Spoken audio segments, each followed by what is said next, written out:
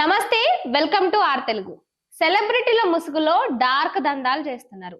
మనం చూసినట్లయితే రీసెంట్ గా ఈ సెలబ్రిటీలు ఎవరైతే ఉన్నారో వరుసగా వాళ్ళకు సంబంధించి వాళ్ళ దందాలన్నీ ఒక్కొక్కటిగా బయటపడుతూనే ఉన్నాయి. అయితే ఫస్ట్ మంగ్లీకి సంబంధించింది బయటపడింది. ఏదైతే ఈ రియల్ ఎస్టేట్ కి సంబంధించి అందులో చాలా మందిని నమ్మించి అందులో మంగ్లీ పాత్ర కూడా ఉంది. మంగ్లీని నమ్మే మేము పెట్టినాము. మంగ్లీనే మోసం పోవడానికి మంగ్లీ కూడా కారణమే అంటూ కూడా ఏదైతే బాధితులు బయటకు వచ్చి మాట్లాడుతున్నారో, ఇప్పుడు సోషల్ మీడియాలో కూడా ఒక టైం వరకు అదే బాగా వైరల్ అవుతూనే వచ్చింది. రోజు అదే నడుస్తూనే ఉన్నది. మనం చూస్తూనే ఉన్నాము. ఇక ఆ తర్వాత విష్ణుప్రియ. విష్ణుప్రియ ఏదైతే ఇన్‌స్టాగ్రామ్ లో కొత్తగా సబ్స్క్రిప్షన్ పేరిట ఎక్స్‌క్లూజివ్ కంటెంట్ అంటూ వచ్చిందో, ఆ ఎక్స్‌క్లూజివ్ కంటెంట్ లో ఈమె న్యూడ్ ఫోటోలు, వీడియోలు పెట్టడము, ఈ రకంగా ఈమె దందా చేస్తుంది, యువతనంతా తప్పుదోవ పట్టిస్తుంది, ఈ విధంగా ఇట్లా దోచుకుంటుంది అంటూ కూడా విష్ణుప్రియ గురించి బయటపడింది. అయితే విష్ణుప్రియ విషయంలో ఏదైతే ఆ ఫాలోవర్స్ ఉన్నారో అంతకు ముందుకున్న ఫాలోవర్స్ ఒక ఎత్తు అయితే, ఈ ఇన్సిడెంట్ అయిన తర్వాత పెరిగిన ఫాలోవర్స్ ఇంకో పెద్ద ఎత్తు. అంటే జనాలు ఏం జరిగినా కూడా అలాంటివి చూడడం మాత్రం మానలేదు అని చెప్పొచ్చు. అంటే వాళ్ళకి ఏం కావాలి, వాళ్ళు ఏం చూస్తారనే దాన్ని ఇటు సెలబ్రిటీలు కూడా క్యాష్ చేసుకుంటున్నారు. ఇక ఇప్పుడు ఈ తోవలోనే అశురెడ్డి కూడా వచ్చింది. అయితే అశురెడ్డి వన్ నైట్ స్టార్ అయిపోయింది. ఆమె సమంత లాగా కొంచెం సమంతను పోలి ఉండడము, ఆ తర్వాత బిగ్ బాస్ కి రావడము, అంటే వన్ నైట్ లో ఆమెకి చాలా ఫేమ్ వచ్చింది. ఒకే ఒక నైట్ లో ఆమె సెలబ్రిటీ అయిపోయింది. ఇక ఆ సెలబ్రిటీకి బిగ్ బాస్ ఛాన్స్ వచ్చింది. బిగ్ బాస్ తర్వాత నుంచి వరుసగా ఇటు ఏదైతే టెలివిజన్ కి సంబంధించి ప్రోగ్రామ్స్ ఉంటాయో, ఈవెంట్స్ ఉంటాయో వాటన్నిటిలో ఛాన్సెస్ రావడము.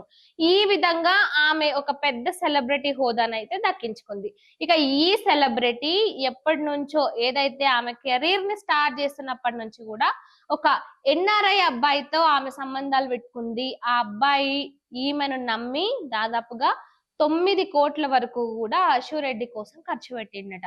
5 కేజీల బంగారు, 9 కోట్ల నగదు, మూడు దాంతో పాటు త్రిబుల్ బెడ్రూమ్ ఫ్లాట్, ఇవన్నీ కూడా అశురెడ్డికి ఆయన గిఫ్ట్ గా ఇచ్చిండంట. అయితే దాదాపుగా 2018 ఆ టైంలో నుంచే వీళ్ళిద్దరి సావాసం జరిగిందని, ఇక రీసెంట్ గా ఏదైతే అశురెడ్డిని పదే పదే పెళ్లి చేసుకుందామని ఆయన చెప్పడంతో, అశురెడ్డి నేను పెళ్లి చేసుకోను అశురెడ్డి చెప్పినట్టు ఏదైతే బాధితుడు ఉన్నాడో వాళ్ళ తండ్రి పోలీస్ స్టేషన్ లో కేసునైతే నమోదు చేసిండు. మరి ఇప్పుడు ఈ ఇన్సిడెంట్ బయటకు వచ్చింది. మరి ఇటు అశురెడ్డి సైడ్ నుంచి వాళ్ళ నాన్ననేమో లేదు, ఆ ఇంతవరకు రావడానికి కారణము అశురెడ్డి వాళ్ళ అమ్మనే, వాళ్ళు ముందే మమ్మల్ని అప్రోచ్ అయ్యారు కానీ మాకు ఇష్టం లేదు, మేము వద్దని చెప్పినామని వాళ్ళ నాన్న ఒక మాట మాట్లాడుతున్నాడు. త్వరలోనే అశురెడ్డి దీనిపై క్లారిటీ ఇస్తది అని కూడా ఆయన చెప్తున్నాడు. మరి అశురెడ్డి దీనిపైన క్లారిటీ ఇస్తదా ఇయ్యదా అనేది పక్కకు పెడితే, ఈ సెలబ్రిటీలు అనే హోదా కోసం కింద మీద పడి కష్టము అనక అన్ని, ఇటు మంగ్లీని చూసినట్లయితే ఆమె సింగర్ గా ఎన్నో కష్టాలు చూసి ఈ రోజు ఈ స్టేజ్ కి వచ్చింది. మరి ఒక స్టేజ్ కి వచ్చిన తర్వాతనైనా కాస్త అన్ని చూసుకొని అసలు ఏం చేస్తున్నాం అనే ఒక భయం లేకుండా ఇంత అభద్రతతో, అంటే ఏం జరిగినా ఇప్పుడు మేము సెలబ్రిటీలము, మేము ఏం చేసినా నడుస్తుంది, మేము చెప్పిందే వేదము, మేము చేసిందే వేదము అన్నట్టుగా వీళ్ళకి నచ్చినట్టు చేసుకుంటా పోయి అమాయకులని మోసం చేస్తున్నారు. మంగ్లీ నెంబర్ 1 ఇందులో అయితే. ఇప్పుడు ఇదే తోవలో అశురెడ్డి కూడా ఉంది. అంటే సెలబ్రిటీలు అయినంత మాత్రాన ఏమైనా చేయొచ్చా? ఒకరిని మోసం చేయొచ్చా?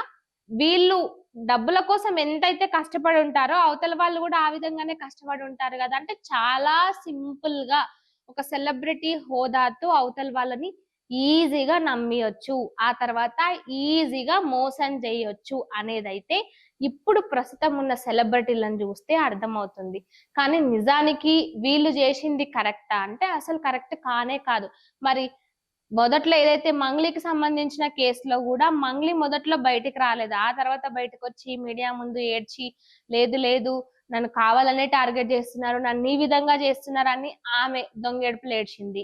ఇక ఆ తర్వాత ఇప్పుడు విష్ణుప్రియ విషయంలో కూడా విష్ణుప్రియ ఇటు సోషల్ మీడియా దగ్గర కంటే ఏదైతే మీడియా వాళ్ళ ముందు మాట్లాడలేకపోయింది.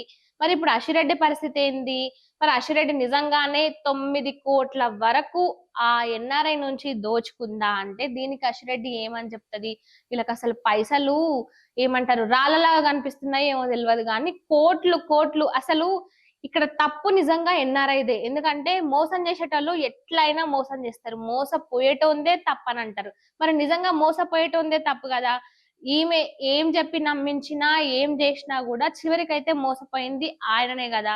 మరి అసలు ఇదంతా నిజమేనా? లేదంటే జస్ట్ ఒక బూటకమా? మరి వాళ్ళైతే ఏదైతే ట్రాన్సాక్షన్స్ ఉంటాయో అవన్నీ గూడా పక్కా ప్రూఫ్స్‌తో జూపిచ్చిర్రు పోలీస్ స్టేషన్‌ల. మరి దీనిపై అశిరెడ్డి ఏం సమాధానం చెప్తది? ఇక రాను రాను ఈ సెలబ్రిటీల బాగోతాలు ఇంకెన్ని బయట పడతాయో చూడాలి. సో మనం ఇక్కడ అర్థం చేసుకోవాల్సింది ఏంటంటే, మన మీదికి ఏదైతే స్క్రీన్‌లో కనిపించిన దానికి గాని, సోషల్ మీడియాలలో కనిపించినంత మెరుగ్గా, అంత మంచిగా వాళ్ళ జీవితాలు, వాళ్ళ బుద్ధులనేవి ఉండవు. మోసం చేసే గుణాలున్నాయి. దోచుకొని తినే గుణాలు గూడా ఈ సెలబ్రిటీలలో ఉన్నాయనేది క్లియర్‌గా అర్థమవుతుంది.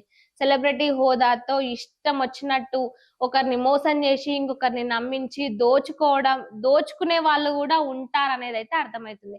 మరి దీనిపై మీరేమంటారో కామెంట్ రూపంలో చెప్పండి.